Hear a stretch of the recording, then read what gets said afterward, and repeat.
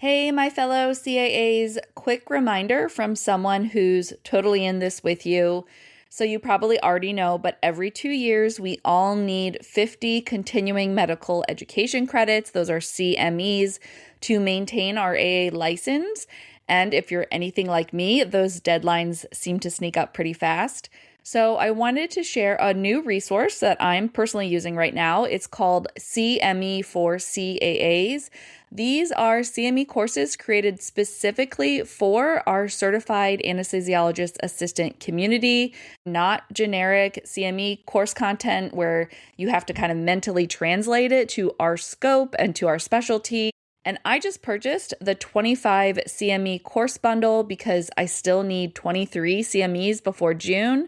And it's honestly been really straightforward, it's been relevant, and it's designed for how I actually practice. So if you're looking to knock out your CME requirements without stress, head to CME4CAAs.com and you can use the code all caps CME15, that's CME15, to get 15% off any course bundle. And just remember that every time you purchase a CME course, the founder also sends a percentage of the sale to the Quad A Legislative Fund to help promote new states opening. So it's just an all-around good thing. CME for CAAs was designed to keep us licensed and focused on what matters most. So you know I'm totally behind them. Remember, use code all caps CME15 at checkout to receive 15% off any CME course bundle. Before we get into today's episode, I want to invite you to experience the Awakened Anesthetist podcast live and in person. For our season 5 finale, I'll be recording live on stage at the Quad A annual conference in Denver, Colorado with our current Quad A president, Emily Misek. This won't be a policy interview or a Quad A update. It's a process-style conversation focused on the person behind the presidency and reminding all of us that meaningful impact inside this profession is made by real people who once stood exactly where you stand.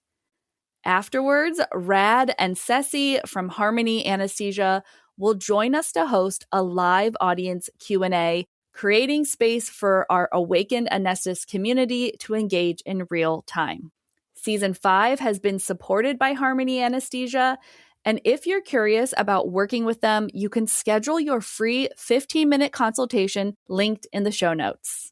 And if you'll be at Quad A 2026, I hope you'll join us for the live finale.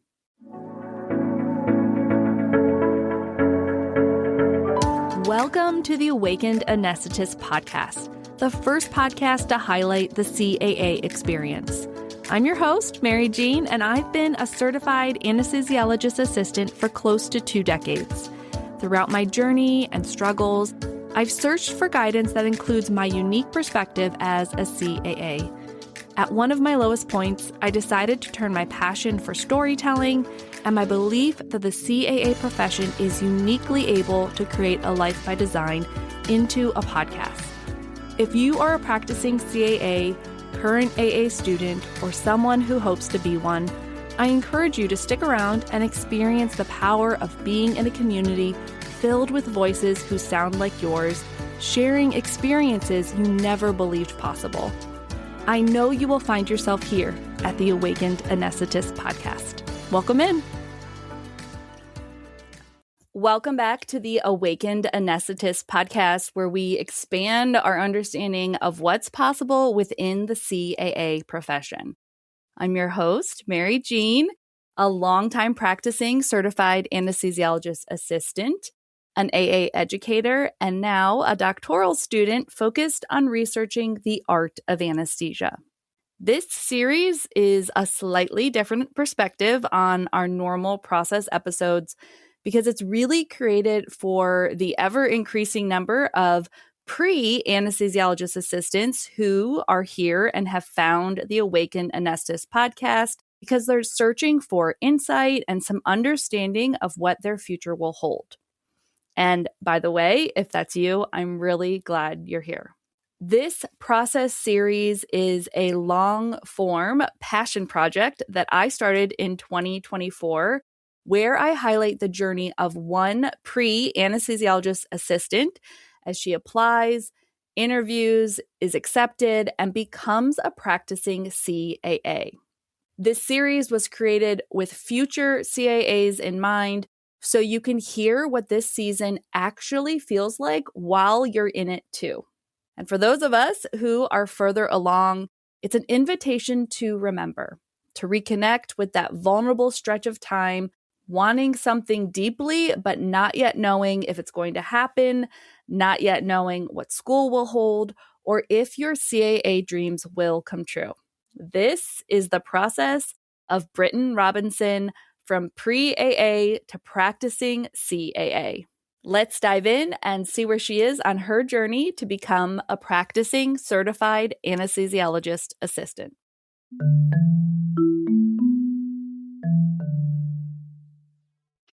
As of right now, my dream school is Nova Clearwater, Nova Tampa.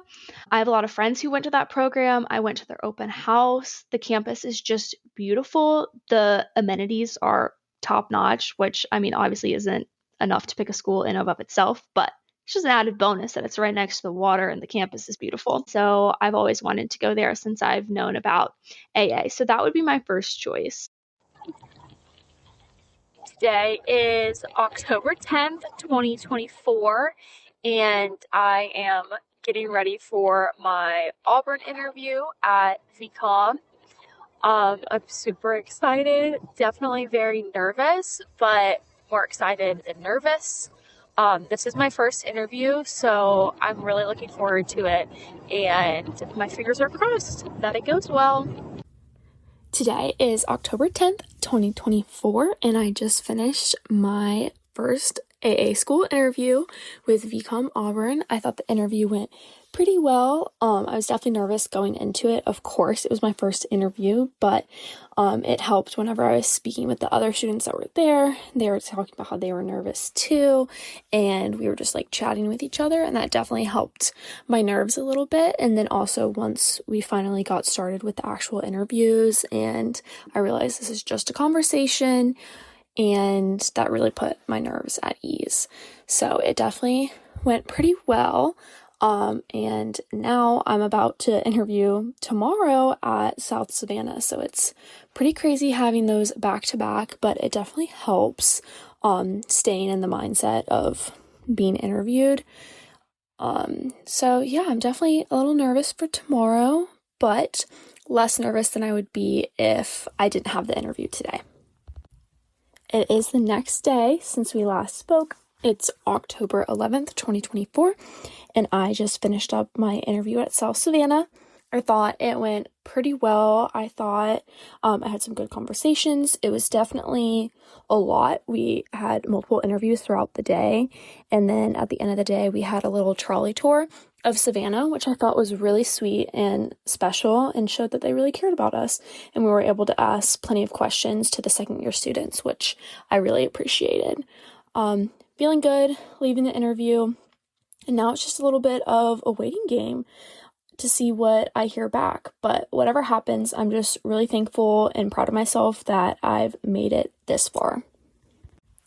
It's been a few days since my South Savannah interview. It is October 14th, 2024, and I just got a phone call from the program director that I got into South Savannah, so I am just over the moon. I'm so happy. I could not be more excited, and it's officially the start of knowing that I am an accepted SAA. So excited. Best day ever. Today is October 15th, 2024, and today is nothing particularly special, other than the fact that today was my first day working as an accepted future CAA. So that was really exciting, getting to go into work today, as an anesthesia tech still, and knowing that before too long I'll be back as a student AA, and then hopefully in the future as a graduated CAA. So that was just really exciting getting to tell everybody the news, and yeah, just getting to really see and now know this is for sure what I'm doing, and that goal is real. Okay, and now share that you have received an acceptance letter and where, I don't want to put words into your mouth. You tell me, Britton. Yes. So I was very fortunate to get accepted to South University in Savannah, Georgia. I have just been over the moon since I got that acceptance. So like I said, my interview was October 11th, and I found out that I had gotten accepted on October 14th. So that was really Wow. exciting to get the phone call from Chris Tyndall, the program director. I was in the middle of a class. And that whole class, it's a small class. There's like 30 of us. They all knew I had just interviewed. And so I left the room and I came back in and they're like, "Did you get the acceptance?" And everybody in the class Aw. clapped for me. And that was really special. And so I have just been so excited about that because South is just such an amazing school. So I don't know. South has not always like been on my radar because I never even thought I was going to get an interview, because I know that's like the South students are the like highest GPAs, highest test scores, most involvements. So it wasn't even on my radar. So now that I'm accepted, I have accepted my spot. I put my deposit down today. But obviously I can always go back on that. I won't get my deposit back if I change my mind, but I want to have a secure spot and know that I'm going to be an AA. So Yeah, that's really totally. exciting. And if it doesn't work out with Tampa, I'm over the moon to be going to South Savannah. Yeah. Awesome. I love that you're in the driver's seat, that you get to say, hey, you know, this place really felt right. I thought it was going to be Nova Tampa. And at this time, you've not even received an interview yet. And who knows if that's because you're not going to receive one or because they've not moved forward in that way yet, like just the admissions Yes. process. It's Yes. so tricky to know. I've been stalking the Discord every day, which is good and bad for my mental health. But from my understanding, they've only sent out one round of interview invites, and they were for the week of the hurricane, and they have not even been rescheduled yet. So it seems like they're a little slow with getting those interview invites out. So we'll see. But maybe I won't even get one at all. And maybe this is my plan to go Yeah. to South. And tell an old CAA, do you know if you don't get an interview? Like, do they say you did not get an interview, or it's just like a process of you've waited and everyone else got an interview, so you know you now didn't? It unfortunately is the latter. They wait until the class almost starts or has already started to go ahead and send out those emails that have said, "We were not able to offer you a spot or an interview," or however they word it, which is kind of sad because it's like Yeah. you're waiting all this time, you put all this effort into it, and you don't even get an email until like March, April, May. It's Yeah. crazy. So, Yes. I okay. will say there are some schools that will automatically screen you out. So I had a friend who told me he applied and he got denied that next day from South, because they will automatically screen you out if your GRE isn't high enough or if your GPA isn't high enough, which is crazy. But, Yeah. Yeah. it's Okay. So that's cutthroat. at least something. Yeah. Like they have some minimum bars you have to meet. That's like technical Yes. things. Okay. Yes. All right. So we are still in the waiting period. How long do you think you will wait? When does South Savannah start class? So as of now, I'm supposed to start in the middle of June in 2025. So that's a little bit later than other programs. I know the Nova campuses start in May. But yeah, I guess there's not really a like certain time where like will stop holding out hope. Probably around like January, I'd be like, or even December, I'll be like, yeah, I don't feel good about my chances at this school. Like, I'm going full throttle South Savannah. And I hate to say it like that because I don't want to make it seem like it's like my second choice, even though I did blatantly explicitly say that. It is just kind of like I'm just getting a feeler for it, because also if I do interview at Nova Tampa, and let's say I hate it and like I don't like the way that I felt during the interview, I didn't like the faculty, I didn't feel like I clicked, I think that that speaks a lot about how the program will be. And so the interview process has also been a lot of a learning experience for me, getting to know the program and the faculty and what campus looks like. Tell us a little bit about how you prepared for the interviews, and then I'm going to ask you anything you want to say about the actual interview. I think people would love to hear that. So how did you prepare for these interviews? So I am very fortunate to have a friend who just went through the interview process of AA school. She's in her first year right now. So she kind of gave me some tips of like, here's some questions that they might ask you. And I made a Quizlet. And so I had about 32 terms of a bunch of questions they could ask me. And I wrote all my answers in there so I would have it in my head. I think I did a little bit of overboard with the interview prep, but I wanted to be over prepared rather than under prepared. And so I would have my boyfriend like ask me the interview questions. I'd have the computer screen pulled up and he would read me the questions and then I would practice answering them as if I were in an actual interview. And I also did the same thing with my friend Maddie. She called me on my way up and asked me questions. Oh and my then gosh, Maddie, I love her. What a good yes, friend. she's awesome. She's amazing. But yeah, and then I also listened to a few podcasts. I think there's a pre-med podcast that I just put on about interview tips, and I listened to that. And obviously it's a little bit different because it's from medical school, but it still helped me be prepared because those questions were over the top crazy. Like, what do you think about the Affordable Health Care Act? And I'm like, I don't know. So I'm glad I didn't get asked anything like that. But that's how my prep went. Awesome. Give us one question that was in your Quizlet. Okay, one that I didn't actually get asked, but I was prepared for is what would you do if your attending was telling you something that you didn't agree with for your patient? And that I thought was a really interesting question. And honestly, don't really know my best answer, but I said that I would say the alternative route that I'm more comfortable doing and then explain why, and then ultimately still let the attending have the final decision. But it's very important to put the patient's needs first because you're going to be the one with the patient throughout the entire case.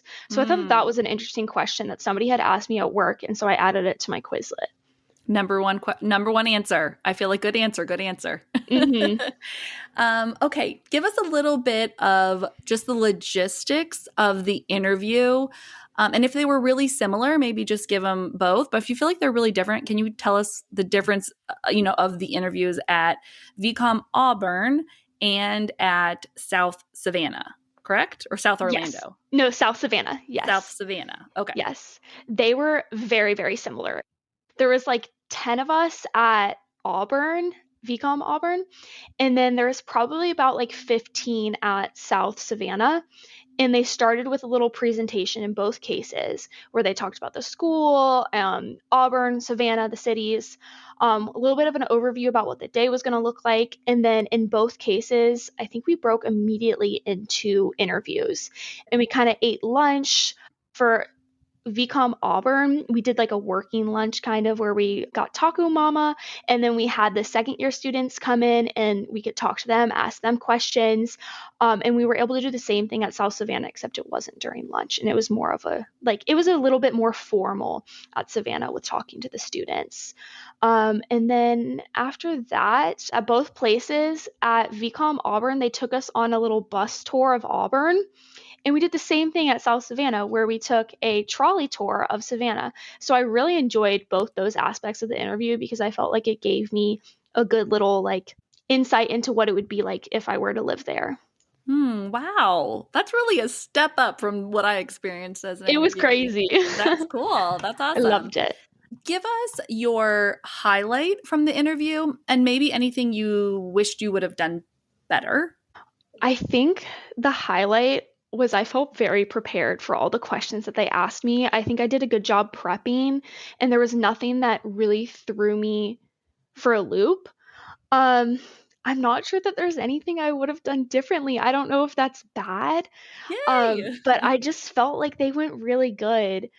I I think one thing I would have done differently is maybe gotten to know the people who were interviewing with me, because at the end of the day, these are the people that could be in your class for the next 2 years. So getting to know the other people there, I think would have been beneficial for me. I wish I had done that a little bit more.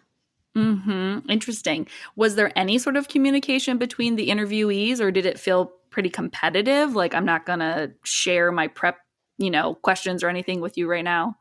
I didn't feel like it felt competitive at all. Like, I felt like we were all there and we were like, we're all going to do great. Especially at Auburn, like we were all together beforehand, cheering each other on, being like, we're going to do great today. Like, I love your outfit. You look so good. Like, we're going to kill it today. Everybody really made me feel very comfortable, and they really emphasized, like, you do not need to be stressed about today. Like, we're getting to know you just as much as y'all are getting to know us. Wow. Okay. So now, what immediately happened after that? Did you get any follow-up? Were you told, hey, we'll contact you in so many days? Give us that information. Yes. So South Savannah told me, they said, we'll contact you early next week with either an acceptance, a denial, or a wait list. So instantly I'm like, that's a little freaky. And had my phone next to me all the next week. Auburn, I still haven't heard back from them, but I had thought that they had said that they would contact me the next week. Maybe I misunderstood. On their website, it says they'll contact me in the next 30 days.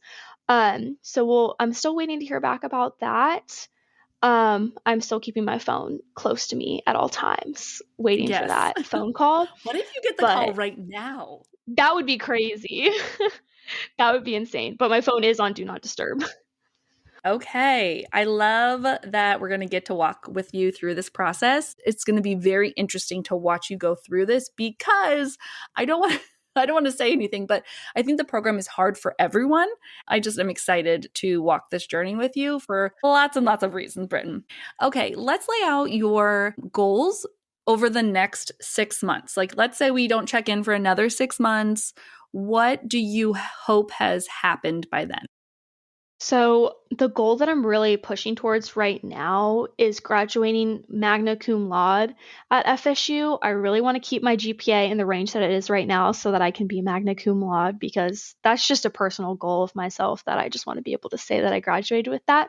So just working really hard in the classes that I'm in right now, keeping my grades up, and then hopefully I'll have some more acceptances at that point as well. That would be really exciting, and just overall happiness. I'm happy how I am now, and I just hope that I get to continue being happy in my life right now. Love it. All right. Well, we will check in 6 more months. And if you're listening to this, you just fast forward probably to the next episode. And it's that wonderful binge experience where you just get to fast forward through Britton's life. It's going to be crazy. In 2028 when this all is done. It's been a couple of weeks since my interviews at VCOM and at South Savannah, and I just got a phone call. Today is October 22nd, 2024, and I just got a phone call that I got accepted to VCOM Auburn, so I'm very, very excited about that. Now I've not only gotten into one school, but 2 schools, which I'm just so lucky to have the choice. But I do think I'm going to decline at VCOM. I haven't said anything yet. Obviously, we just had the phone call, but I just really could see myself at South, and I just really loved that school and really fell in love with it. Not that VCOM wasn't also amazing. I just could see myself more at South. So I still need to email back and let VCOM know that I won't be coming so that they can open that spot for somebody else. But I still am so happy to have now gone into 2 schools. Thanks for listening to Awakened Anesthetist. If this episode resonated with you, share it with a CAA friend, an AA student in your life, or a prospective, and let them know why you loved it. It's the most important thing you can do to support this podcast and its mission. You can always find more ways to connect with me and this CAA community at awakenedanesthetist.com. And while you're scrolling the website, check out my trusted CAA partners who make this podcast possible, with a special thank you to my Season 5 sponsor, Harmony Anesthesia Staffing. Talk soon.